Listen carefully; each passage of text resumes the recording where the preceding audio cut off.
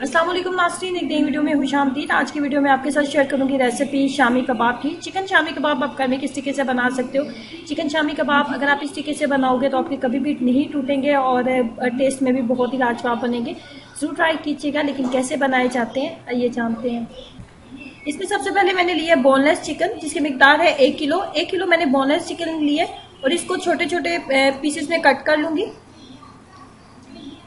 छोटे छोटे पीसेस में इसको कट कर लूंगी और इसकी चिकन की मिकदार है मेरे पास 1 किलो के करीब। चिकन को मैंने छोटे पीसेस में कट कर लिए। छोटे पीसेस में कट करने के बाद इसको डालेंगे, आप देगची में डालें या प्रेशर कुकर में आप डाल लें। प्रेशर कुकर या देगची में डालने के बाद इसके अंदर मजीद हम शामिल करेंगे 3 अदद दरमियाने साइज के आलू। 3 अदद दरमियाने साइज के आलू लेंगे, वो भी इसके अंदर शामिल कर देंगे। उसके बाद हम इसके अंदर मजीद शामिल करेंगे दाल। दाल की मिकदार है मेरे पास 1 कप के करीब। 1 कप मैंने दाल ली थी। लहसुन के 5 से 6 जवे लेंगे और उसको इस तरीके से काट लेंगे।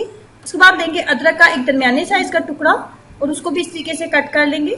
अदरक का टुकड़ा और लहसुन शामिल करने के बाद इसके अंदर शामिल करेंगे मोटी लाल सुरख मिर्च। 5 से 6 अदद आप दाने इसके अंदर शामिल कर देंगे।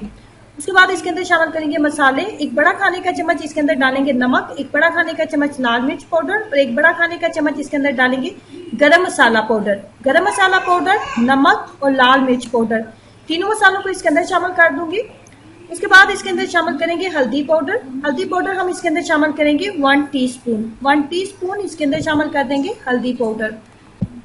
उसके बाद हमने इसके अंदर शामिल करना है 1 टीस्पून सफेद जीरा पाउडर। 1 टीस्पून सफेद जीरा पाउडर। सफेद जीरा पाउडर शामिल करने के बाद इसके अंदर डालेंगे 1 टीस्पून हम इसके अंदर शामिल करेंगे खुश्क धनिया पाउडर। 1 टीस्पून खुश्क धनिया पाउडर। तमाम मसाले को मिक्स करने के बाद इसके अंदर शामिल कर देंगे 1 गिलास पानी। 1 गिलास पानी शामिल कर देंगे और प्रेशर कुकर को बंद कर देंगे।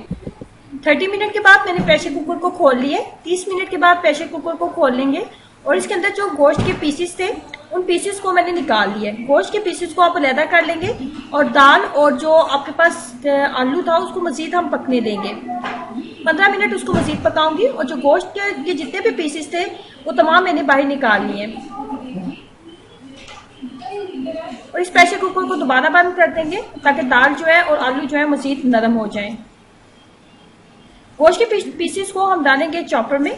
गोश्त के जो पीसेस मेरे पास मौजूद हैं इनको चॉपर में डालूंगी।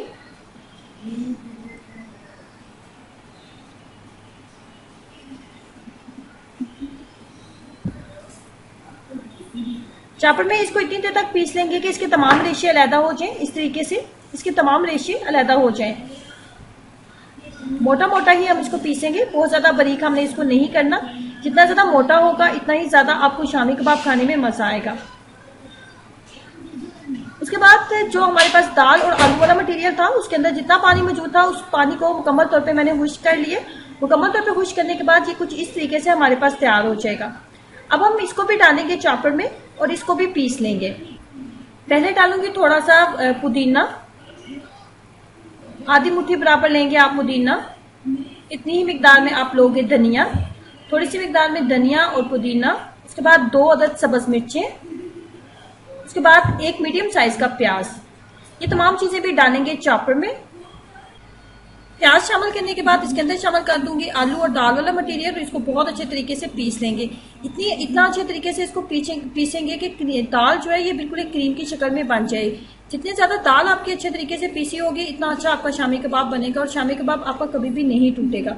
इसके बाद जो हमारे पास चिकन जो रेशे हमने तैयार किए थे उस चिकन के रेशे के अंदर ही हम ये जो दाल वाला मटेरियल है ये भी इसके अंदर शामिल कर देंगे और इसको हाथों की मदद से अच्छे तरीके से मिक्सअप कर लेंगे।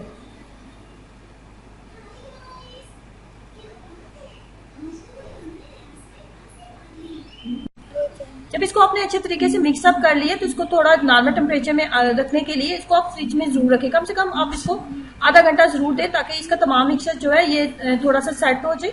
उसके बाद आप इसके शामी कबाब बनाना स्टार्ट करें। अगर फौरी तौर पे आप शामी कबाब बना लेंगे तो इससे भी आपके शामी कबाब जो है वो टूट जाएंगे। शामी कबाब वाले मटेरियल को रखेंगे कम से कम आधा घंटे के लिए फ्रिज में। उसके बाद आपको चाहिए 1 अदद कटर। अगर आपके पास कटर मौजूद नहीं है तो आप पास कोई भी ढक्कन इस शेप का मौजूद है तो वो आप ले लें और इसके अंदर इस तरीके से शामी कबाब की आप फिलिंग करते जाएं और फिलिंग करने के बाद आपने क्या करना है, आपने इसको हाथों की मदद से हल्का सा प्रेस करेंगे तो ये बाहर निकल आएगा। शामी कबाब तो वैसे नॉर्मली जो जिस तरीके से हम हाथों से बनाते हैं उस तरीके से भी बना सकते हैं, लेकिन तमाम शामी कबाब एक शेप के नहीं बनते।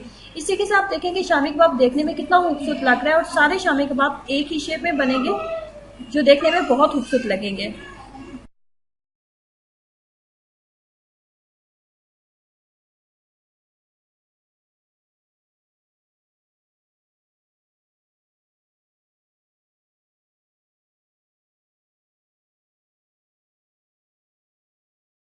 अब शामी कबाब को फ्राई कर लेते हैं। फ्राई करने के लिए मैंने कोई ब्रेड क्रम्स वगैरह इसके ऊपर नहीं लगाऊंगी।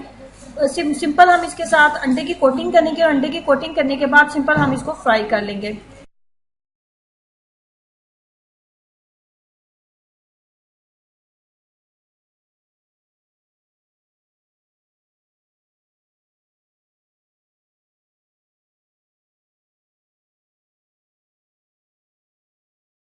बहुत ज्यादा हाई फ्लेम के ऊपर इसको ना बनाएं, मीडियम फ्लेम के ऊपर ही आप इसको रख के बनाएं। अगर बहुत ज्यादा हाई फ्लेम के ऊपर बनाएंगे तो इसके ऊपर आ जाएगा बहुत ही डार्क सा कलर जो देखने में बिल्कुल भी अच्छा नहीं लगता, क्योंकि तमाम चीजें तो पकी हुई है अंदर से, तो हमने कुछ भी ज्यादा कुक नहीं करना। इसलिए मीडियम फ्लेम के ऊपर रख के आप इसको पकाएं और जैसे ही इसके ऊपर इस तरह का लाइट सा गोल्डन कलर आने लगेगा तो आप इसको उतार लें। इसको ट्राई कीजिएगा और अपने एक्सपीरियंस मेरे साथ जरूर शेयर करें कि आपको इसका रिजल्ट कैसा लगा। खुश रहें, हंसते मुस्कुराते रहें। वीडियो अच्छी लगी है तो लाइक करना और चैनल को सब्सक्राइब करना मत भूलें। अल्लाह हाफिज।